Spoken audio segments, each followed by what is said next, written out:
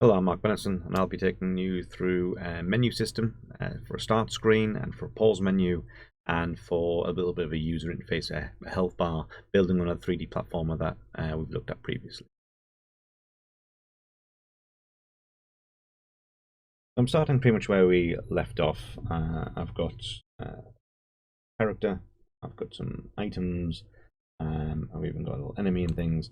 And you don't need all this for this part, just setting up a start screen, but for having a pause menu, you need something, a bit of a scene running that you can put some movement in so you can see it working. And we'll have to actually make some edits to our original code because of errors that'll pop up. And then we'll implement a bit of a UI, which again builds on some of the code we've got. So we need the enemy to be able to shoot us so we can have a health bar moving. So to get started, I'm going to create the asset folder structure I want to use. So in assets, I'm going to create a new folder and call this menu system. And inside of that, I'm going to create 3 new folders. And they're for images, prefabs, and scripts. Next, we want to create a new scene. Now you could create a folder for scenes, but then these scenes can be dotted around. And with scenes, I actually prefer them all in one place. So with scenes, I'm going to create a new scene in our asset scenes folder. And I'm calling that the start scene. I'm going to go straight into this. It's a blank new scene, and we can get started. One thing I'm going to do, moving around in the user interface, the aspect ratio changes in the game view depending on the size of my screen. So I'm going to actually suggest we fix that to a 16:9, quite standard aspect ratio. If you are planning a different resolution or ratio, you can hard code it to be a full HD. I would argue for now, for debugging and testing, 16:9 aspect ratio for a standard widescreen display is appropriate. We need to get an interface started up, so I'm going to go to the hierarchy, right click, and go to create a UI. And we're going to need a canvas, but if I go straight to panel, select a panel, it will create a canvas for us, and a panel will be based inside of it. I'm going to rename the panel main menu panel. I'm going to leave the canvas as it is because I often reused canvases for all sorts of different panels and things. Can't really see it yet, and even if I zoom around and try and look around, I can't really see much. So we're going to go to 2D mode, which is this button at the top of the scene view. And then, because we can't quite see it yet, you can either double click on the canvas or the panel, or if you prefer, select canvas or the panel and press F. It'll focus in. Something else I'm going to do, and this is another issue, is that within the canvas, its components that are within it, the items that we start to put in here, any buttons or text, often move around with the size of the screen. They're not normally pinned by a number of pixels to the top, bottom, and they can scale and move around and be problematic. Even if we're keeping the aspect ratios static, they get resized. So one fix for that is that on our canvas, it has a canvas scaler component that should be already attached. And I'm going to change its constant pixel size to scale with screen, and that basically should fix it. You don't need to change a reference resolution, but I often change it to at least replicate a 16:9 ratio, and because it starts by 800, I just change the Y value to 450, and that seems to work for things I've been working on so far. Now I can change the color here in the image setting for the main menu panel, and select the color that I'm happy with, change the alpha, have it however like. But you will notice there's a slight border around the edge. That's because it's got a little background image in there, and you can actually remove that by selecting at the top a little dot and then saying none. It'll remove the sprite, and then you don't get that issue. So if you wanted a solid color, set the alpha to 255 and pick a color as appropriate. Of course, you might want to use an image, in which case you want to open up your images folder from the assets pane from the project pane in the assets, and open up the wherever you plan to put it, show it in Explorer, navigate inside of it. So this is in the assets menu system images, and if you've got an image you want to use, drag that over in. I'm just using a standard background I've got, but by all means, choose something appropriate to your game. Once you've got that, it should load up into the engine, and you'll notice it's no longer empty, that folder, there it is. We can change its texture type to be Sprite, 2D, and UI. And then we can go to our main menu panel, click apply as well. And then we should be able to drag that straight in to our sprite image. We can come back to our panel because we can't see the image, so the color is causing a problem. What you'll find is if it's black, you can't see it, but if it's white, it's normal. Transparency will still allow for transparency on the image, but you want it to be fully opaque.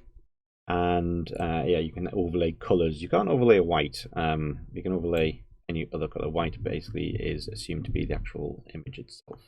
So that gives us a background. We want to create some user interface elements here. So I'm going to click on the panel and right click on it and go to UI, and I'm going to want to start with a TextMesh Pro text object, and I can name that straight away. If this is the first time we've used TextMesh Pro in a project, then we'll have to import in the TextMesh Pro package. You should get this menu, which for a moment went off my screen to my other monitor. So if I look around for it, it's not always very obvious it's there, but it needs to. You need to click this Import TMP Essentials. So you can choose to get the examples and extras. I'm not going to go for them in mine. Once you've imported them, you should see a new folder has been created in your assets, which has the TextMesh Pro documentation, fonts, and things. You can actually add fonts to this because you'll find there's only one font in there. Our TextMesh Pro folder is at the bottom here. It's got fonts in there, and it will have resources and fonts and materials as well. So it's something you can look at if you want to change fonts. We'll just stick with what's default. I'll go to my TextMesh Pro object, change the text to title, central align it, not to title, that's the name of it. Change it to main menu. And that's the property of whatever you want to be entered in. You can use multiple lines as well. Bold, then I'm going to position that. Oh, mine, it's not showing up very well, so I'm going to change its color. And out, I'm just going to go for a standard black. I'm not choosing very good colors for this scheme here, but again, it's just for demonstration purposes. I'm going to want some buttons, so we can start the game and quit the game. So again, on the panel, right click, go to UI, go to button, TextMesh Pro. We'll call this menu button. See how it looks. If you want to keep it looking like a button like that, you can keep it as is. I'm going to remove the sprite, selecting none. You'll notice there's a button and then there's the text inside the button. The place you change the text is actually if it's nested in, called text TMP. Go to that and change that directly to be what you want to say. So you might say, I'm going to leave it as button for now, actually, because I'm going to create this as a prefab and then rename it. So actually, I'm going to leave it as I'm going to rename the text TMP to just say text. I know that in mine. You don't have to do that. Just I'm going to change some of the settings here in the button, not the same as the image component, but the button component of the button. And I'm going to select a normal color, the transparent. This is why I didn't change the color of the image. That's not what I'm wanting to change. It's the normal color of the button, and I can change the highlight color if I want. What color should show up as you hover over it? What color will it be when it's been pressed? What color will it be when it's selected? I just want that to be the same as the normal color, so I'm going to set that to transparent. And then a disabled color, so if the button gets disabled, apologies, yeah. If the button is disabled, what color do we want it to be? And again, I don't want to do anything with that on this occasion. And we could grey it out, I suppose. I want to leave it as normal. Probably quite happy with that, at least enough to test it. So I'll press play. And down here, when I highlight over the button, it goes yellow. When I click it, it goes a slightly different shade. You have to choose colors that you think match up with what you want it to do. Whether you want it to do any of that at all, but you to decide. Now you need something there so that you know it's clickable. So some sort of change, or your icon to change to a little hand, or something that needs to happen so you know it's a clickable object. I'm also going to make that text bold because I don't think it stands out enough. Resize it. I'm going to leave it as it is. think I will go back in, change that normal color to be slightly visible. 50. Use the selector to also be 50. Disable to be 50. It's a bit more visible as a button. However you want it set up, get that sorted, nail it down. Insert images if you want to, just get it looking as pretty as you can rather than something quite boring and static. And then once you've got it, you can drag this into your prefabs. There we go. And then with the instance of it in the scene, I can change it now to be called Start Button. That's called Start Button, but the menu is still called Menu Button. I can go to the text here and change this text to say Start. And the menu button text, if I were to type into this, it should still say Button. So we've got a prefab, and then we've created one instance of it. I'm going to position that further up. And then I'm going to drag in another prefab by dragging that there. I'm going to edit the name of this one to be called Quit Button. In its text, I'll use the word quit. Both buttons are now configured the same. If I wanted to change their color or how they performed, but I wanted them to be still consistently the same throughout. I want all my buttons to follow the same theme. I can go to my prefab and edit the prefab directly. So I might decide I don't want the yellow anymore. I want to go for an orange. I want to add an image to it. Whatever it is I might decide I want to do. Because I change the original, when I press play, those that I've inherited from it should also change too. So now it's more the orange color. They don't do anything yet, of course, so that's what we need to sort out next. Let's go down to our scripts and create a script. This is the script inside Menu System, and I'm going to name this Menu Controller. I'm going to open that up in Visual Studio. We're not going to need the start and update, so I'm going to delete those. And we're going to start by, we're going to need to know what scene we want to be able to load up. And we might want to add some more scenes to this later on, but for now we'll create a string for the play scene, the scene we want to load. Because when I press play, I want to load up that scene. And it's better to pass these in as variables, and it's better to have those visible in the inspector. So rather than make it public, I'm actually going to serialize field.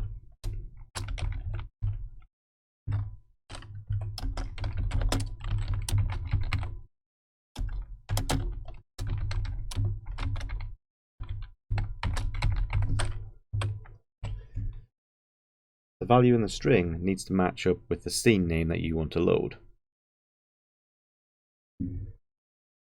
My scene is called Player Sandbox Scene. That's what I want to load. We're starting in the start scene. That's Player Sandbox Scene I want to be going to.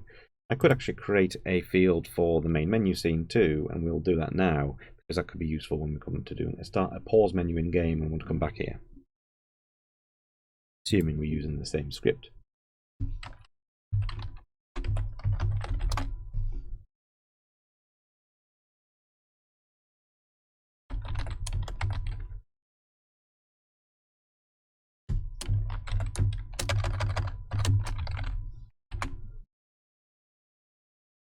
At this point in time, it's quite simple what we need. We need two public voids. One will be for start game. One will be for quit game. Now, quitting the game will not work in the Unity Engine mode. It'll only work when you go to a build, and when you try and quit the game, it will quit if we type in this code. Application.quit. As I say, it doesn't actually work in Engine, so it won't do anything in Engine, so we need to know that we've called this and something's happening, so we'll do a debug log for our own use. And then at least we know the code will be working if that comes up. If we're starting the game, we may want to decide at this point to make the cursor visibility set to false. Using the code for the scene that we created anyway, we do set that in the scene, but if we're going backwards and forwards between main menu and menu, it's useful to set this as false. We could actually create a start to make it visible, but because I'm actually going to use this script in-game and out of game, we'd have to create a start subroutine to check whether this is in-game or not. There's a way you could do that using some tools that we'll use for the pause, but it's not something I'm going to implement here. So I'm just going to set it through the subroutine that starts up scene. And we need to call a scene, and we need to use something that we don't actually have access to yet. So we need to import scene management at the top using Unity Engine.scene management. And come back down to our start game, and we can now call scene manager and use its load scene method with our play scene variable that we create. We can change what play scene is from player sandbox scene in the inspector too, but we need to put this script somewhere. I'm going to suggest we put it in the canvas. Drag menu controller into there. Again, we can change these values now, the play scene and the main menu scene. I can check also that they're equivalent to what they're named in here, because if they're not named the same, it simply won't work. Now, we've created code, but we haven't assigned this to the button, so the button still won't do anything. So if we go to the buttons, they have an on-click list, which currently has nothing in it, so we can add an on-click event. You need to pass an object that holds the script code, so we're going to pass in the canvas. And then on its functions, it will have all the functions related to that object, including the various components it's got. Well, one of the components is called menu controller. That's what we added. That's what we created. And some of these will be things that are behind the scenes you don't realize are there, but they're public, so they're available. What we want on start game is our start game subroutine we created.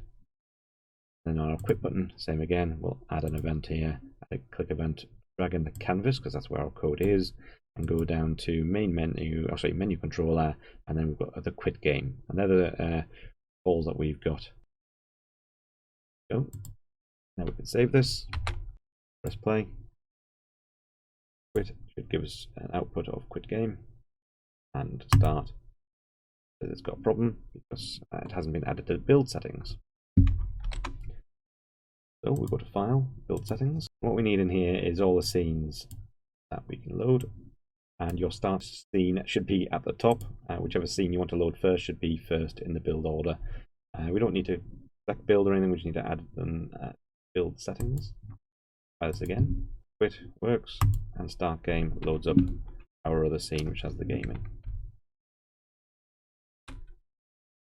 We can decide to make a prefab of our main menu so that we can more easily reuse it. Go to prefabs, our project is there. And drag the canvas. Rename that to be start main menu, actually main menu canvas. And that's the start of a start screen menu. We can add an options button in there, and we can either choose to load up a different scene with the options on, or maybe more easily we could load up another panel, have that do the rest of the main menu, and then put our settings on there. If we do it as a panel, we can actually do that in our pause menu and use the same panel twice. I'm going to create a panel for an options menu, but not actually configure anything for it, and that's going to be for the pause screen, which we'll move on to next. So let's load up our player sandbox scene. Actually in 2D mode still, and that's going to be quite useful, so I'm going to leave it there. So I've got the 16:9 aspect ratio I need. I'm just going to go straight away and go to create a canvas. This time I'll just create the canvas first, then the panel. I'm just going to leave it called canvas, and then inside canvas I can go in and say I want to create a UI panel. I can call this panel the pause panel. And you'll see it's got transparency on that color, because we can see through it in our scene view. It's interesting to note, because you can see a scene view, it's based on where the camera is. So even though the objects are actually down this tiny corner here, this 2D element is massive and doesn't show up in the typical 3D view. It's rendered directly over the camera. If you wanted to set up a nice little main menu scene, a little fireplace, someone sat by the fire, you could have all your assets set up, camera looking at it, do a UI element with your main menu options, and set it away. And basically, rather than have a static 2D main menu, you could have a 3D main menu with some interesting objects there with 2D UI elements for the buttons. So you can do some cool stuff with this. Once again, with our canvas, we have to set the scaler to have scale with screen size. And I'll change that Y value again to 450, so I know that's a 16:9 ratio. Like to do. Back to the panel. I'm going to remove the background to get rid of the curved edges and the slight movement away from the edge of the colour. Now you could have this purely transparent and just have the menu options over the top. I'd actually recommend having an image if I'm honest, but you could also decide you want to grey out the background. I'd select black and then select a darker setting, and then you can have the scene dim for the main menu to appear over the top. Now what you may prefer is to have the background blurred. If I'm honest, using a URP, a Universal Render Pipeline project, typically better for that than the standard inbuilt pipeline, which is what this is what I started with. It is possible, and so I will show it, but you have to create a shader. I'm going to run through this quickly just for demonstration purposes. I could actually create a new panel and have the panel blur and keep the shading in the background, or I can create a shader that also includes an element of darkening too. It's I don't think it works great, but it's an effect, so we can give that a try now. I'm going to go to my menu system. I'm going to create a new folder, project pane. I'm going to call it shaders, and then I'm going to right click and go to create a new shader.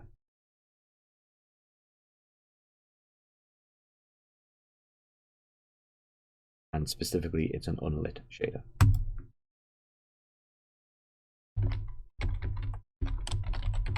Now, there's a lot of stuff in here, but we're going to I'm actually going to just paste over it and give you the text. I'm not going to take you through it all. This isn't about shaders, and it would simply take too long to go through. So I'm going to delete all this, paste in some code, and then go through it. You can pause and type it out, or otherwise grab the files from me. I've got a couple of properties, radius and dimming, which will be used. Otherwise, the code is as shown.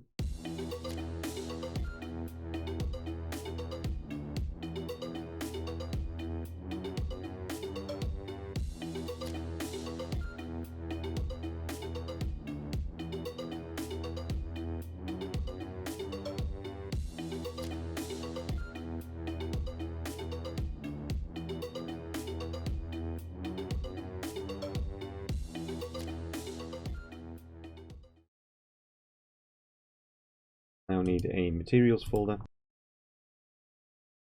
Create a new material. I'm calling this the same, circular blur. It's shader standard.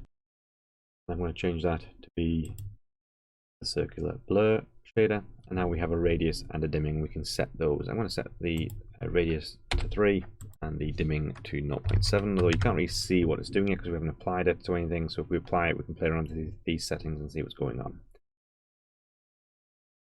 On the Pause panel, I'm going to drag in the material of the circular blur. Now the color here doesn't have any effect, but the alpha does. So the alpha 0 won't have any effect, but the alpha straight to 255. I'm just going to put this straight to white because that's what I prefer to set it as.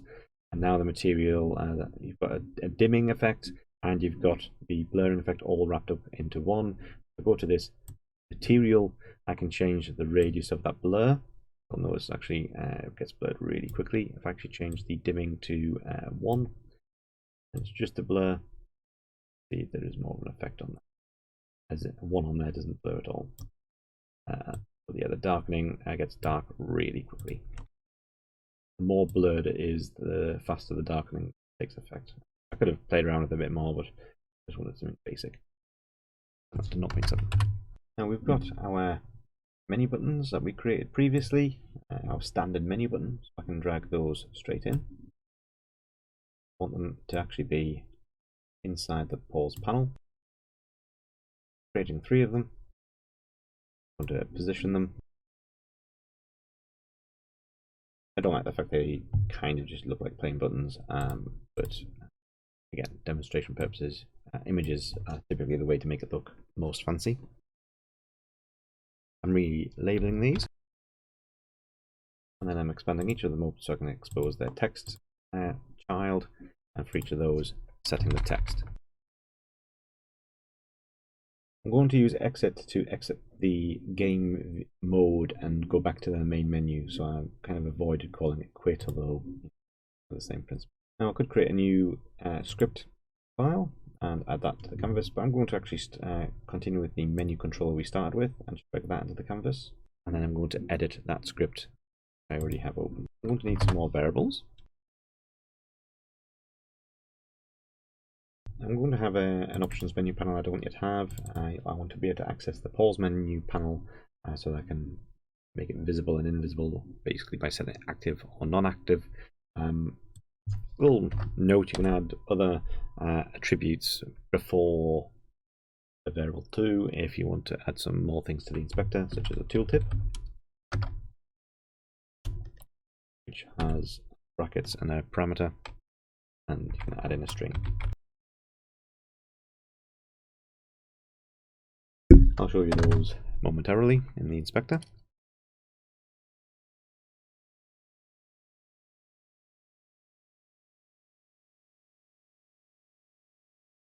So by having the panels, I'll be able to make them visible or invisible, as I say, by the active.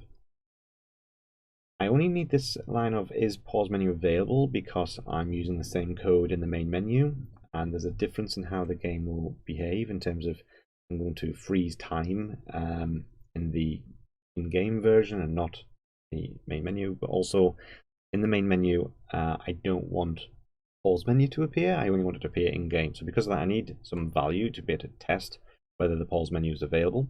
Because I've already got this code in the original scene, I need to set it really to be, I either have to go back to that scene and make some adjustments, or if I set this to false by default and then work on the basis that there's no pause menu available, I don't need to go back to the main menu for this and change it.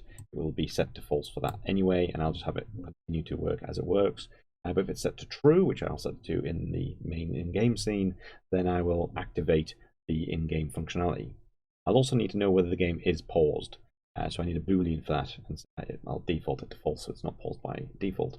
It's a static variable, so it's attached to the script, and if you're not sure how static variables work, I suggest you look into them.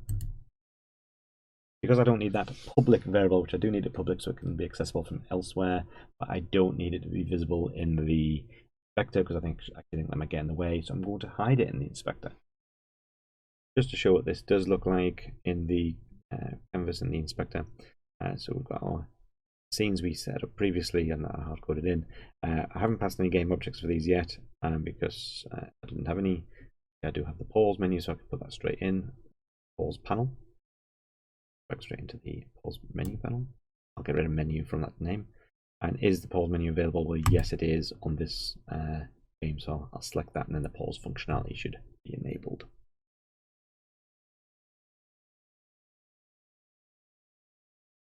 I'm going to have a void update. It's private. I don't need to stipulate that, but it is. And again, you need to remember with this that this is going to be running on the main menu as well. So I'll need to put some functionality in there to ask again, is the pause menu functionality available?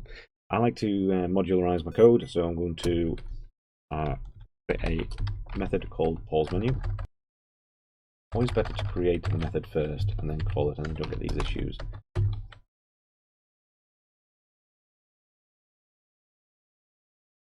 So, if the pause menu is available, well, if it isn't, basically, it's just this is going to cancel out and nothing will happen, and so the previous script in the start scene will work fine.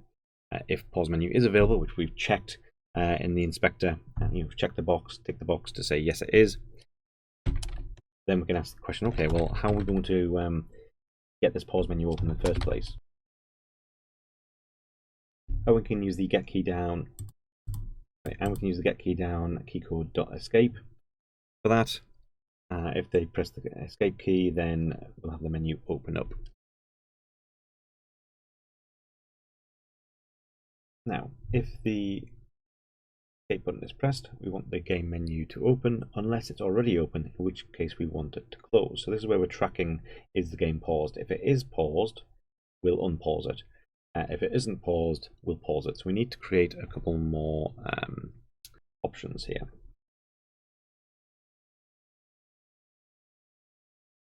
So we're going to create a void pause, a void resume. If the game is paused, we'll run resume, otherwise it will run the pause. Ignore that little error there. Again, this is to do with some memory issues I have on the machine and where I'm saving the video, so bear with me. You shouldn't have that error. So, if we're pausing, we'll want to see the pointer cursor so that we can use it to activate any buttons. We'll want to set the pause menu panel to be active so it's visible, and we'll make it inactive. We'll set it to false when we're not using it, and I'll do that as well in the inspector before we run the game. So it starts off not being used. Now we need to pause the game, so we're going to change the timescale to 0. And of course we have that variable that we created about is the game paused. And we'll set that to true. When we pause the game, we'll make the visible cursor visible, make the pause menu visible. We'll pause the game by setting the timescale to 0, and we'll set a variable to say the game is paused. The resume then is going to be a flip of the switch. We're going to set the visible cursor to false.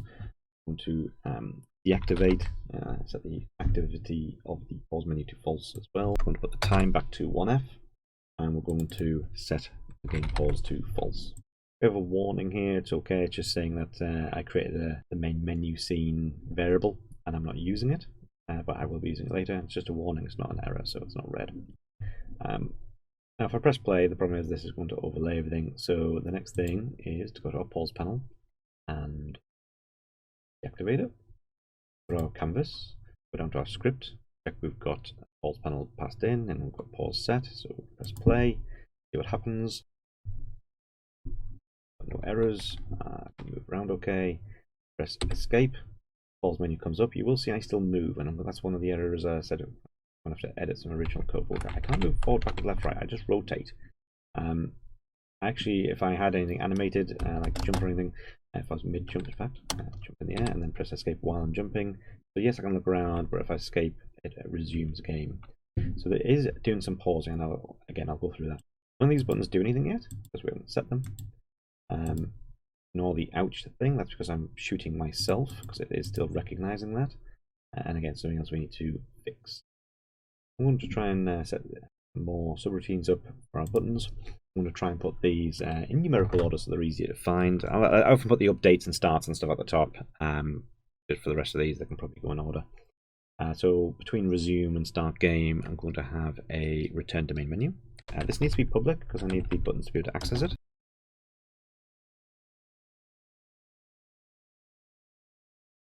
So actually, though, I'll run the resume because I do need to set the timescale to 1. So you definitely need to do that. I could have just copied those 2 lines of code, really. I suppose we should make sure the game paused is set to false. So I suppose we'll have to do all of those 3 and then set that to true. I thought it'd be easy just to run all of those and then set the cursor visible to true. If I instead create some code that would make sure that when the main menu loads, it's set to true, that would be a better way of doing it. Because I don't have that, I'm doing it this way. And then I'm loading up that main scene, so it's, that warning will disappear because we're now using that variable. That's our exit button, if you like, our return to main menu button. I have an options button, so I need near the top.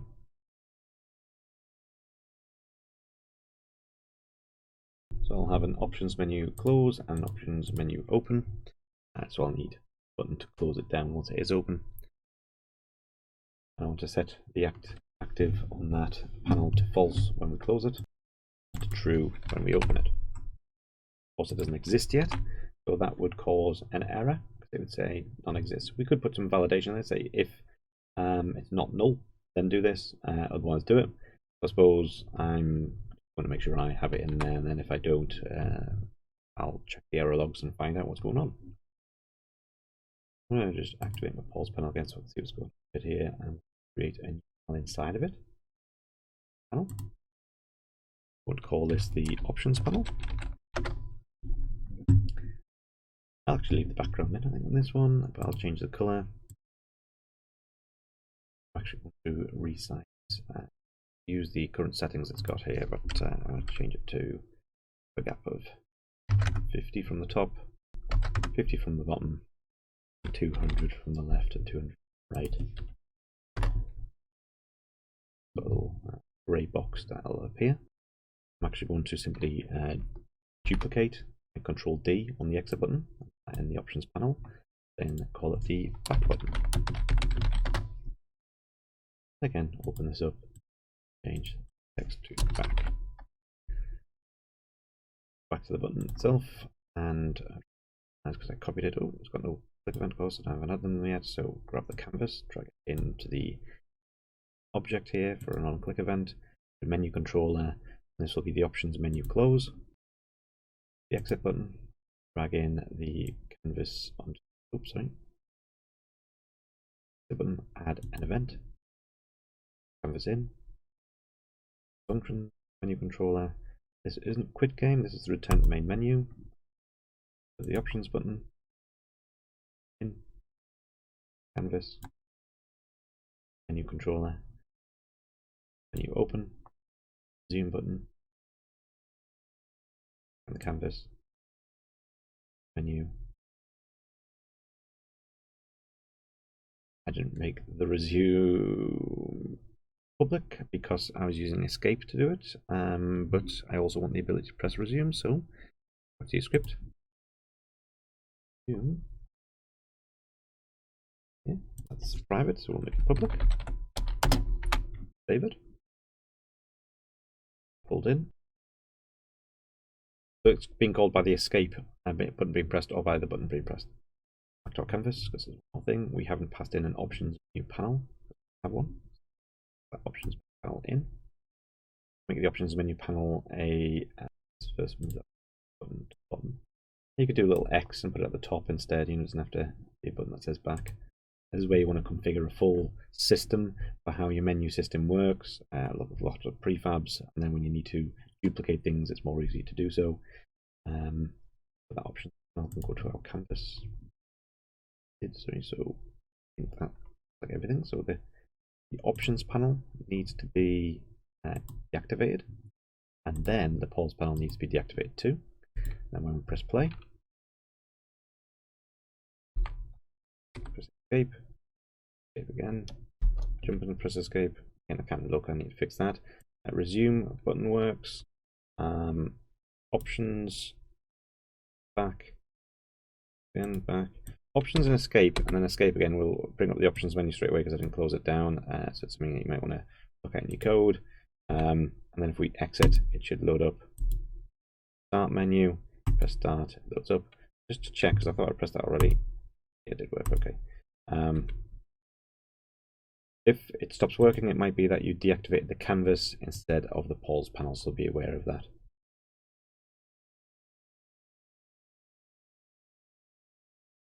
Now, there is this issue that when I pause, I can still rotate around. So let's have a look at that. I'm going to open up the player's locomotion script. And the issue here is to do with updates and fixed updates. Fixed updates won't run if the timescale is set to 0, but updates will. You may think, but movement doesn't work. Well, no, but the movement requires a value, into it, time.delta time. And time.delta time is based on how many clicks are going along. And when we set timescale to 0, that pauses those. So our movement is effectively cancelled out, but our look and rotate isn't. Now we could look to add in an if statement to say, okay, if timescale is 0, don't run these, or if timescale is greater than 0, run these, and if else don't. So we could add that in. We could actually add in to our rotate and look, when we multiply these by mouse sensitivity, we could also multiply them by time.delta time. Now if you do that, the mouse sensitivity does need dramatically increasing. So I'll show you this. If we times that by time.delta time, run it.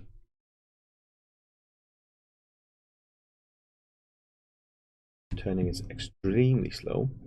You then have to play around with those settings, which we do while it's running.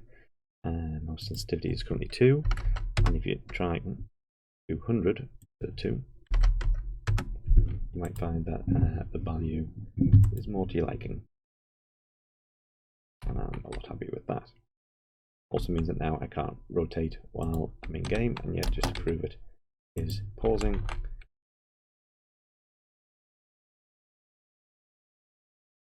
So back to that. Mouse sensitivity, now set it to 200 because I did that while it was playing, and that will fix that element. Yeah, I can change perspective in the menu, so I don't want that either.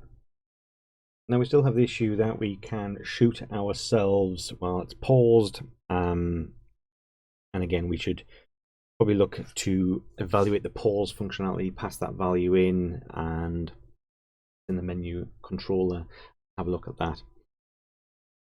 But that's a wider issue with if you're in third person, you can shoot yourself anyway.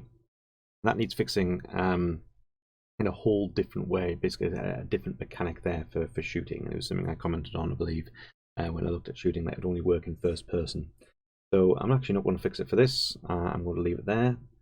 So we'll move on. Now what you can do is you can decide that you want to have these as a package that you can import into other games. And we'll need the menu system folder, but we'll also need the start scene, so that should be imported into any scenes folder you would already have anyway. And you may like to import the TextMesh Pro. If you've already got it, it should give you the option to whether you want to overwrite or not. You probably won't. So let's do a little assets export. To do this, I'm going to select assets and then go export package. So I want to make sure I've got the possibility of adding everything, because there are things that I want. I want the menu system and everything in it. I don't want the player, but I do want some scenes, but not all of them. I want to default to just the start scene. I want TextMesh Pro. That's it. So I've got main menu system. I've got just the scene I want, and I've got all of TextMesh Pro. Just be sure it's imported in. Again, if you've already got it, it should be not a problem. Export that and save it appropriately. Right, so moving on to further UI elements, I'm going to set up my assets with a folder structure for user interface. And within that, I'm going to need a folder for prefabs.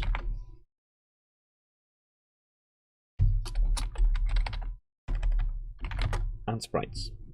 I'm going to use a basic health bar sprite. I'm going to create my own. By all means, if you're able to get access of your own images, you can. Now you need to decide if you're creating it, what kind of image you want it to be, how big you want it to be, and all the rest of it. I've created a pixel size that's I wanted odd numbers, so I went for 199 because I want to be able to easily find the middle. And I've gone for a height of 21, so it's almost a 20 by 200. Now this is not a tutorial on how to create images or use Photoshop or anything like that, so I'm going to simply suggest that you either find your own images or use one provided, or otherwise don't use any image at all. That said, if you do have an image, drag it into the sprites folder of your project, and it should appear in your user interface sprites folder in the engine. Select it. By default, it has a default texture type. You want to change that to a sprite 2D and UI. Now, we already have a canvas in this one. Don't forget to click apply once you've set that to 2D and UI using the apply button. Right. We already have a canvas, so I'm going to go straight to that and create a panel. If you don't have a canvas, or if you want to use your own separate canvas, by all means change that. Just for ease, I'm going to go to 2D mode and focus in on this panel. I want to change its name. I'm going to call it HUD for heads up display, just for ease. It is not part of that little pause menu that I've created previously, so it's not deactivated. This one to be activated, and that's why I can't just simply activate or deactivate the canvas for this one, unless again you use it to separate canvas and nothing to stop you doing that. I'm going to remove the source image, set that to none. I'm going to set the color to transparent completely, because I want the effect on the background. And in this, I'm going to insert a UI image, which I'll call border image. I'll drag the health bar, the sprite image component. That's not sized right, and it doesn't look right, so we need to do resizing. There's a lovely set native size button we're going to click. If it's still not the size you want, we can look to change the width and height. I'm also going to add to the HUD an empty game object and call this health bar. And I'm going to put the border image inside of health bar. Before I do that, I should have resized it, but we can do that now. So I'm going to set the width to 199 and the height to 21. Exactly the same height as the border image inside of it, height and width. I've decided to put my health bar in the top left, put it up to the top left. I'm actually going to set its anchor to be in the top left so it scales appropriately to that corner. It also means I can set its X and Y position appropriately from that point. The Y will be in a negative because it's going down. So I can set it to -30. Again, it goes to the center of this object, so I'm going to set it to 231. Now you notice that when the item was resized, it moves around all over the place. I'm going to set the border image now to stretch, fill, with the border health bar. It does resize with it, and that's why I need to make sure they're the same size first so I don't get that stretching. Now I need another image next to border image, so we'll go to health bar and insert UI image, the sibling of border image, and this can be called health fill. Now you see it appears on top of the border image. I'm going to position it above in the hierarchy, so there's still siblings, but it's above border image, and then it'll appear behind. I've hold down Alt and click that button, it will fill the box. I'll fill inside. I can change it to a more appropriate color for health bar and what you want that to look like. I'm going to zoom in on this so we can see what's going on. We can actually set the pivot on the X to be on the left. And if we use the enlarge tool, hard to see because it's red, but we basically can see that we can now sort of adjust that as if it's a health bar without having to use any other fancy images and things. A blank image using the color property. Go back to 1. Bit faffy to do that directly like that, so we're going to use something else, something that's built into Unity. So we're going to go to the health bar parent. We're going to add a slider. We're going to set the interactable to false. Transition we're going to set to none, and we can set the navigation to none. Now it's got a fill rect. We're going to drag the health fill into fill rect. Notice that's changed, it's disappeared. The value here is a sliding value from 0 and it starts at 0. Now increase the value and we'll fill the box. Actually, you also notice it's actually gone too far, so we need to play around with this a little bit. What I can do here, set right property to 1. We have to do the same with the left, just hard to see on there. 1. I could set values to like 0.5 and things, but that seems to do the trick. Of course, we're not using this anyway yet, so we need to change some code. I could look at putting some code on the health bar, maybe on update every now and again, checking health settings. I'm actually going to not do that. I am going to drag the health bar into the prefabs, and then we can replicate that, change its color, change its name, and even have things like a mana bar affected in some other way. For now, I did say we'd have to go back and change some code. So we'll go back to our health manager. That was under player scripts. I want to make a subtle change to this and actually suggest that instead of hit points or simply hit points, we may also need maximum hit points. So what I'm going to do is copy that, paste it here, and call this max hit points and set that to 100. We're going to still have hit points, but I'm going to have that set in a start.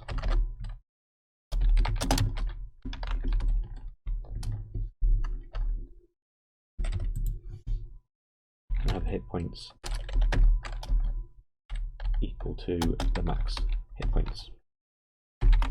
So our hit points will still work as intended because we're still setting them to 100, but we're doing it by instead having the inspector set the maximum hit points, or in the hard-coded value here, and then setting them in the start. So the first time the script runs, it will set that to 100.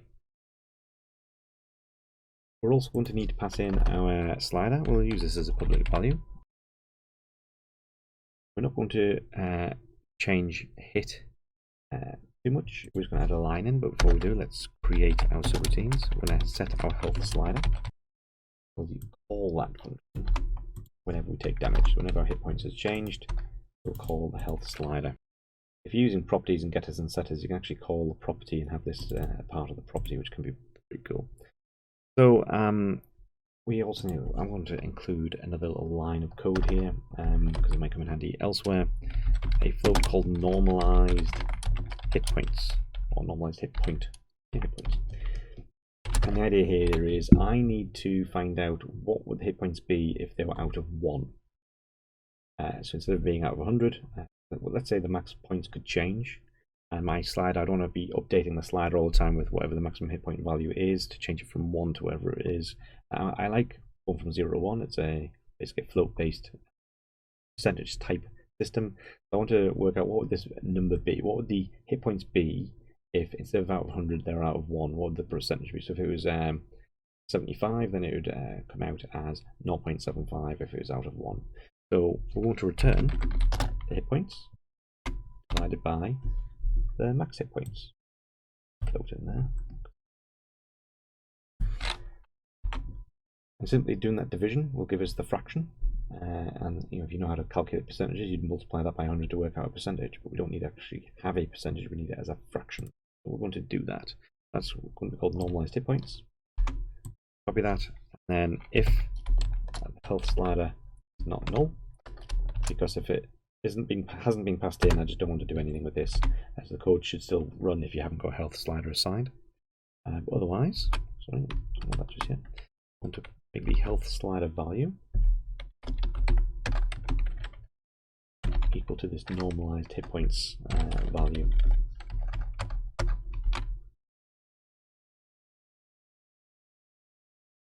Apologies, I didn't notice that when the slider joined to 2D because it doesn't know what a slider is. That's because I didn't import in slider library, which is .ui. There we go. That slider value is available, and so we're going to call that whenever we change the hit points. We're going to pass into that value normalized version of the hit points, so it's out of 1. Apologies, I used the quick code and I didn't put a not in there. Pass in that health slider, so that's the health bar.